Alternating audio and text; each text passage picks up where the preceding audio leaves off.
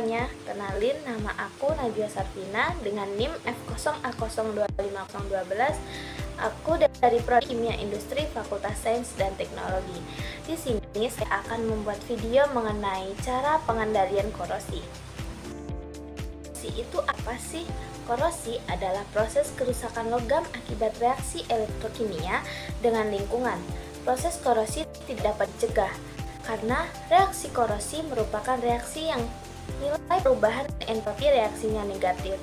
Menurut termodinamika, reaksi semacam ini adalah reaksi yang berlangsung secara spontan. Oleh sebab itu, proses terkorosinya logam oleh lingkungan adalah proses yang spontan dan tidak dapat dicegah terjadinya. Tetapi, sekalipun tidak dapat dicegah terjadinya, proses korosi bisa dikendalikan, sehingga kecepatan reaksinya tidak secepat jika tidak dilakukan upaya penanggulangan. Adapun upaya-upaya untuk menghilangkan satu atau lebih unsur-unsur sel elektrokimia korosi yaitu anoda, katoda, elektrolit, dan hubungan listrik antara anoda dan katoda. Penghilang satu atau lebih unsur-unsur penyusun sel elektrokimia korosi dapat mencegah terjadinya korosi logam sebagai reaksi utama. Lalu, adapun usaha-usaha penanggulangan korosi. Yang pertama itu ada desain. Usaha penanggulangan korosi sebaiknya sudah dilakukan sejak tahapan desain proses. Dari sejak pemilihan proses, penentuan kondisi-kondisi prosesnya, penentuan bahan-bahan konstruksi, pemilihan layout saat konstruksi sampai tahap startup-nya. Cara-cara penanggulangan korosi dari segi desain sering digunakan itu ada isolasi alat dari lingkungan yang korosif.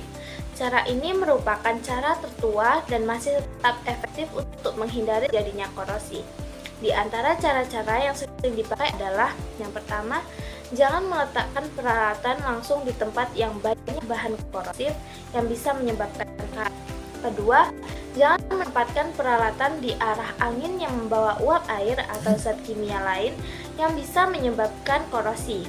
Peralatan yang mudah berkarat sebaiknya diletakkan di arah yang berlawanan dengan arah angin. Ketiga, jangan mengarahkan pembuangan gas yang bersifat korosif ke arah peralatan yang mudah rusak atau berkarat. Lalu yang kedua ada mencegah terbentuknya elektrolit. Desain peralatan harus dibuat agar tidak ada air atau cairan yang tertahan di dalamnya, karena cairan tersebut bisa menyebabkan karat. Seperti contohnya, permukaan atap dibuat miring atau halus agar hujan tidak menggenang. Yang kedua, dasar tangki dibuat miring atau halus, serta keran diletakkan di bagian paling bawah agar cairan tidak tersisa. Hindari desain yang memiliki celah karena bisa menyebabkan korosi. Tangki sebaiknya ditopang rangka agar tidak menempel langsung ke lantai. Dan yang terakhir itu menggunakan sambungan las, bukan keling untuk menghindari celah penyebab karat. Yang ketiga ada menjamin kelancaran aliran fluida. Aliran fluida harus dibuat lancar agar pipa tidak terlalu lama terpapar cairan yang bisa menyebabkan korosi, terutama pada sistem dengan aliran lambat atau beda tekanan kecil. Cairan bagian awal dibuat lebih tinggi sehingga fluida bisa mengalir dengan baik ke bagian yang lebih rendah. Yang keempat, mencegah korosi akibat aliran cepat atau erosi atau abrasi. Kecepatan aliran tidak boleh terlalu tinggi agar tidak mengikis permukaan pipa, dan bagian belokan pipa harus dibuat halus dan tidak tajam untuk mengurangi kerusakan akibat aliran. Yang kelima, ada mencegah terbentuknya sel galvanik. Korosi galvanik terjadi dua logam berbeda, bersentuhan langsung dengan lingkungan yang mengandung elektrolit, sehingga terbentuk sel listrik, anoda dan katoda, yang menyebabkan salah satu logam lebih cepat berkarat. Untuk mencegahnya, yang pertama kita harus menghindari kontak antara dua logam yang berbeda, terutama jika perbedaan potensialnya tinggi. Yang kedua, menggunakan bahan isolator listrik di antara kedua logam agar tidak terjadi hubungan listrik langsung. Yang ketiga, jika kontak tidak bisa dihindari, gunakan bahan penyumbat yang bersifatnya netral atau memiliki potensial listrik yang mendekati kedua logam tersebut. Yang kedua, itu ada pemilihan material. Bahan konstruksi harus dipilih yang tahan terhadap korosi, terutama jika digunakan di lingkungan yang korosif. Ketahanan setiap bahan berbeda tergantung lingkungannya. Setiap bahan bisa sangat tahan korosi di satu kondisi, tapi mudah berkarat di lingkungan yang lainnya. Bahan-bahan konstruksi yang sering digunakan itu yang pertama ada besi dan baja. Besi berasal dari biji besi. Dalam proses pembuatannya digunakan kokas atau karbon, sehingga besi mengandung unsur karbon. Jika kadar karbonnya tinggi disebut baja. Yang lebih keras daripada besi biasa. Jenis-jenis besi itu ada yang namanya besi tuang. Besi tuang putih itu sangat keras dan rapuh. Karbon berbentuk karbida atau Fe3C. Besi tuang abu-abu itu karbon yang berbentuk grafit, lebih mudah patahannya berwarna abu-abu. Besi tuang mampu tempa itu adalah hasil perlakuan panas dari besi tuang putih, lebih ulet dan bisa ditempa. Besi tuang silikon tinggi itu sangat tahan korosi karena lapisan pelindungnya dari SiO2. Besi tuang dan Cu lebih tahan korosi, abrasi, dan lingkungan yang asam. Besi tuang tambah nikel dan krom lebih kuat dan tahan aus. Besi dan baja lain itu seperti besi murni itu sangat rendah karbon, work iron besi dengan sedikit karbon dan slag, dan besi baja biasa itu campuran besi dan karbon. Ada baja paduan atau alloy steel itu ditambah dari unsur lain. Stainless steel itu baja dengan lebih dari 11% krom sehingga membentuk lapisan pelindung Cr2O3 yang mencegah karat. Stainless steel tahan karat karena membentuk lapisan oksida pelindung. Contohnya tipe 304 itu umum, tahan korosi baik. Tipe 316 lebih tahan korosi karena molybdenum. Pengelompokan stainless steel didasarkan pada standar yang dikeluarkan oleh ASTM atau American Society of Testing Material, IC, American Iron dan Steel Institute, SAE, Society of Automotive Engineering, UNS, Unified Numbering System, ISO, International Standard Organization, dan JIS, Japan Iron Standard. Kelompok stainless steel itu yang pertama ada martensitic itu keras, ferritic tidak bisa dikeraskan, austenitic itu tahan korosi yang tinggi, dan hardenable dapat dikeraskan dengan perlakuan yang khusus. Kedua itu ada aluminium. Aluminium memiliki sifat yang tahan korosi karena bereaksi dengan oksigen akan membentuk lapisan aluminium oksida. Lapisan ini melindung logam di bawahnya dari karat. Sifat lapisan ini tahan di lingkungan asam dan netral, tidak tahan di lingkungan basah atau alkali, transparan, dan tidak beracun, sehingga aluminium aman untuk alat masak.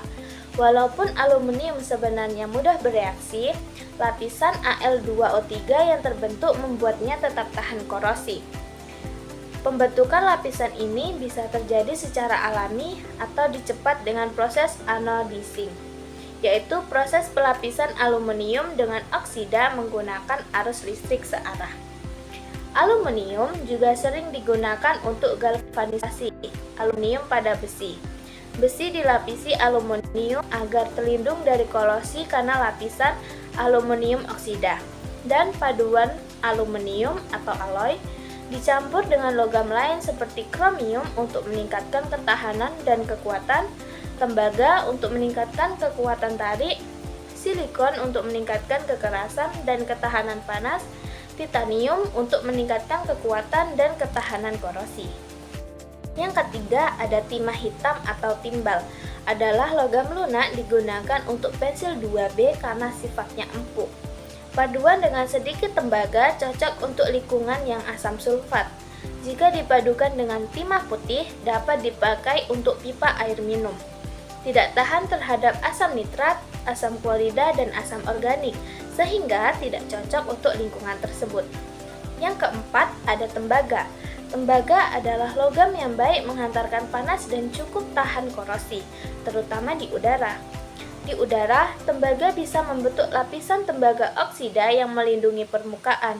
Tembaga termasuk logam yang relatif sulit berkarat. Ia tidak mudah bereaksi dengan asam, kecuali asam kuat yang bersifat pengoksidasi seperti asam sulfat pekat. Paduan tembaga atau alloy itu ada yang pertama ada kuningan atau brass, campuran tembaga dan seng. Kedua, perunggu atau bronze, campuran tembaga dengan timah, aluminium, dan silikon. Yang ketiga ada kupro-nikel, itu campuran tembaga dan nikel. Penggunaan khusus tembaga sering digunakan dalam bentuk duplek metal, dua lapisan logam. Misalnya pada alat penukar panas atau heat exchanger, contohnya bagian dari tembaga, bagian luar dari baja untuk menghadapi amonia yang merusak tembaga. Yang kelima ada nikel. Nikel adalah logam yang tahan korosi dan sering digunakan untuk lingkungan yang cukup keras. Namun, nikel tidak tahan terhadap unsur belerang, sehingga jika terjadi tekanan gas yang mengandung belerang, nikel bisa rusak dan menjadi rapuh. Paduan nikel itu adalah inkoloy, hasteloy, klorimet, dan monol. Yang keenam ada timah putih. Timah putih digunakan untuk melapisi kaleng makanan karena tahan korosi. Jika teroksidasi, timah membentuk timah oksida yang berupa lapisan tipis, transparan, melindungi logam, dan tidak beracun, sehingga aman untuk makanan. Yang ketujuh adalah titanium. Titanium adalah logam yang reaktif tetapi menjadi tahan korosi karena permukaannya cepat membentuk lapisan pelindung titanium oksida. Lapisan ini melindungi logam dari kerusakan lebih lanjut. Karena lapisan pelindung tersebut, titanium tahan terhadap berbagai korosif seperti air laut, garam, klorida, serta beberapa asam kuat seperti asam nitrat, asam klorid, dan asam hipoklorit. Namun, titanium dapat menjadi rapuh jika menyerap gas, sehingga kurang cocok digunakan pada suhu tinggi. Untuk meningkatkan sifatnya, titanium sering dipadukan dengan logam lain seperti aluminium, kromium, mangan, molibdenum, vanadium, dan besi. Yang kedelapan adalah tantalum. Tantalum adalah logam yang sangat tahan korosi di banyak lingkungan. Sering dipakai untuk menangani larutan kimia murni seperti asam klorida, dan bahkan digunakan untuk implan dalam tubuh manusia. Logam ini kuat secara mekanik, sehingga cukup digunakan dalam bentuk lembaran tipis untuk menghemat material. Namun, tantalum tidak tahan terhadap lingkungan alkali, asam fluorida, dan asam sulfat pekat. Selain itu, tantalum juga bisa menjadi rapuh jika terpapar hidrogen, karena gas tersebut dapat diserap ke dalam logam. Kesembilan itu pasangan alami. Secara umum, logam yang lebih murni cenderung lebih tahan korosi karena strukturnya lebih seragam. Jika terhadap unsur asing, keseragaman terganggu, sehingga lebih mudah terbentuk sel galvanik yang mempercepat korosi. Namun, pemilihan material tidak hanya berdasarkan ketahanan korosi, tetapi juga sifat mekanis, kekuatan, dan kekerasan. Karena itu, banyak logam dipadukan untuk meningkatkan kedua sifat tersebut. Proses alloying ini bisa mengubah sifat logam secara signifikan, sehingga banyak yang harus diteliti oleh ahli material. Dari pengalaman, terdapat pasangan alami antara jenis lingkungan korosif dan logam yang cocok digunakan secara ekonomis. Misalnya asam nitrat dengan stainless steel, larutan kaustik dengan nikel atau paduan nikel, asam fluorida dengan monel, asam klorida dengan hasteloy, asam sulfat encer dengan timbal, udara atau atmosfer dengan aluminium, air murni dengan timbal, oksidator kuat panas dengan titanium, kondisi sangat ekstrim dengan tantalum, asam sulfat pekat dengan baja biasa. Yang ketiga, ada perlakuan lingkungan. Perlakuan lingkungan adalah usaha penting di industri untuk mengurangi atau mencegah korosi dengan cara membuat lingkungan menjadi kurang korosif atau tidak korosi. Ada dua macam cara perlakuan lingkungan. Yang pertama itu mengubah media atau elektrolit. Korosi dapat dikurangi dengan mengubah kondisi media atau elektrolit, antara lain melalui menurunkan suhu, umumnya mengurangi laju korosi. Meskipun ada beberapa kondisi tertentu yang menjadi pengecualian.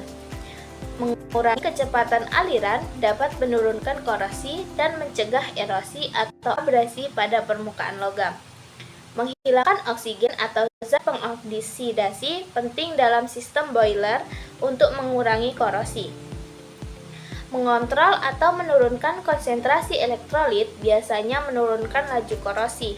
Walaupun beberapa asam seperti asam sulfat dan asam fosfat kurang efektif karena pada konsentrasi tinggi dan suhu tidak terlalu tinggi.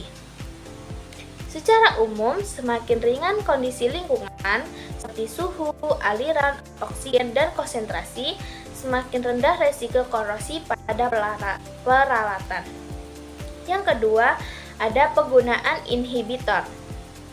Inhibitor adalah bahan kimia yang ditambahkan dalam jumlah kecil ke lingkungan korosif untuk memperlambat laju korosi.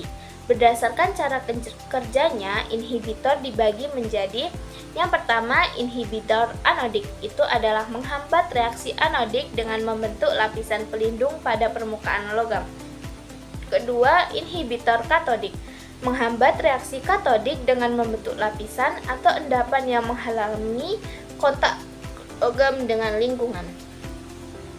Yang ketiga, ada inhibitor campuran, menghambat reaksi anodik dan katodik secara bersamaan. Berdasarkan jenis senyawanya, inhibitor dapat berupa inhibitor organik, misalnya senyawa amina, inhibitor fasa uap atau volatil yang melindungi logam dalam ruang tertutup tanpa kontak langsung. Inhibitor oksidator atau pasivator yang membentuk lapisan oksida pelindung pada permukaan logam seperti nitrat dan kromat. Yang keempat, ada pelapisan. Pelapisan merupakan metode pencegahan korosi yang melapisi permukaan logam sehingga logam tidak bersentuhan langsung dengan lingkungan korosif. Dengan demikian, proses korosi dapat dicegah atau diperlambat. Ada dua cara pelapisan. Yang pertama itu pelapisan dengan bahan logam. Pelapisan logam dilakukan untuk melindungi logam dari korosi dengan menambah lapisan logam lain pada permukaannya. Terdapat dua jenis pelapis. Yang pertama, logam lebih inert atau lebih tahan korosi seperti emas, perak, platina, dan titanium. Pelapis ini melindungi permukaan, tetapi jika lapisan rusak atau cacat, korosi dapat terjadi lebih parah karena terbentuk sel galvanik. Yang kedua, ada logam kurang inert, seperti aluminium pada besi galvanisasi. Selain sebagai pelindung fisik, logam pelapis juga berkorosi lebih dahulu sehingga melindungi logam utama. Ada metode pelapis logam, itu yang pertama dipping atau pencelupan. Pelapisan dilakukan dengan mencelup logam yang akan dilapisi ke dalam logam pelapis yang telah dilelehkan. Setelah diangkat dan didinginkan, logam pelapis akan membeku dan menempel pada permukaan benda. Yang kedua, ada cladding. Pelapisan menggunakan lembaran atau pelet logam yang dibungkus pada permukaan logam dasar. Umumnya dilakukan melalui proses pengerokan atau rolling sehingga kedua logam menyatu. 3. Spraying atau metallizing. Pelapisan dilakukan dengan menyemprotkan logam cair atau serbuk logam yang telah dilelehkan ke dalam logam benda.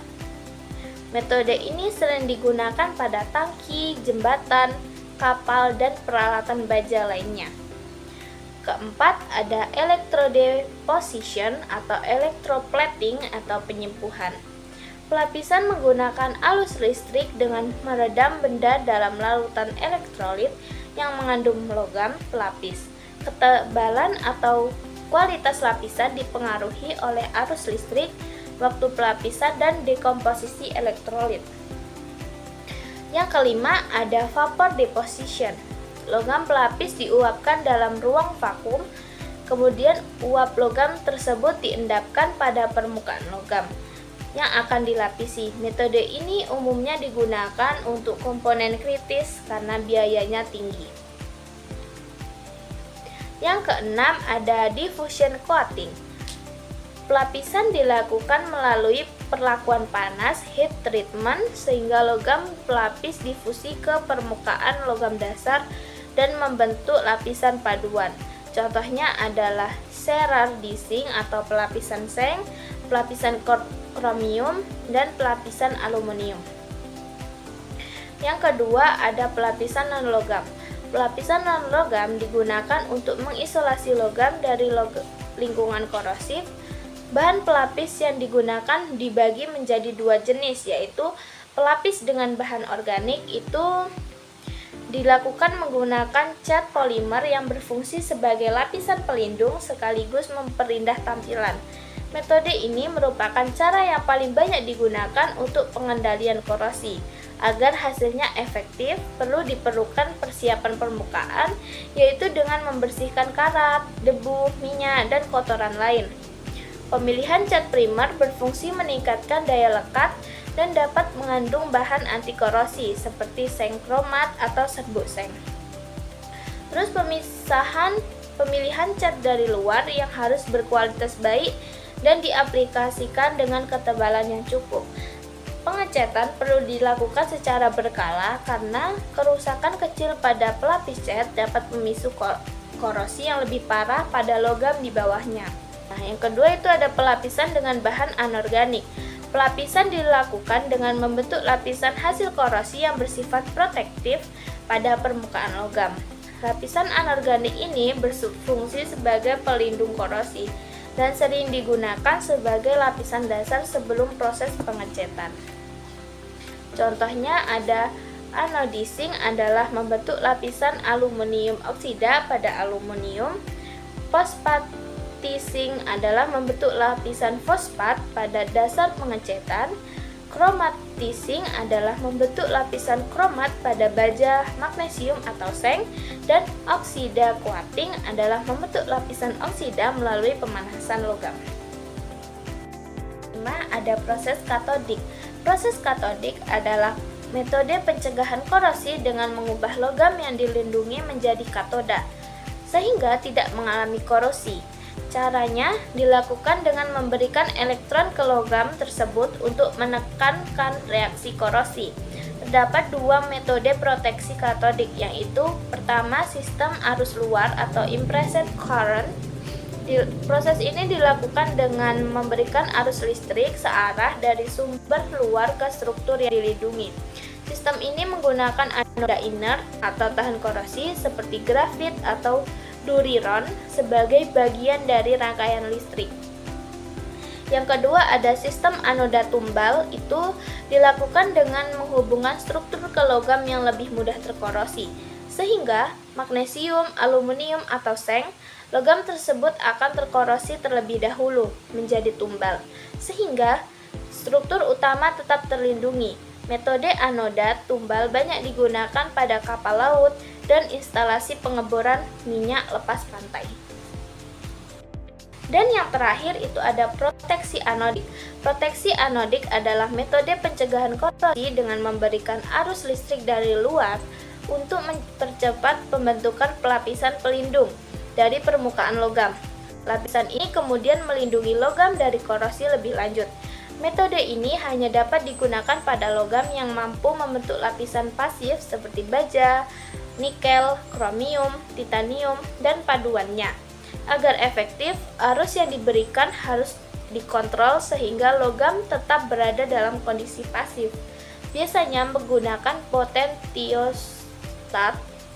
Keunggulan proteksi anodik adalah dapat digunakan pada lingkungan yang sangat korosif dan hanya memerlukan arus listrik yang relatif kecil.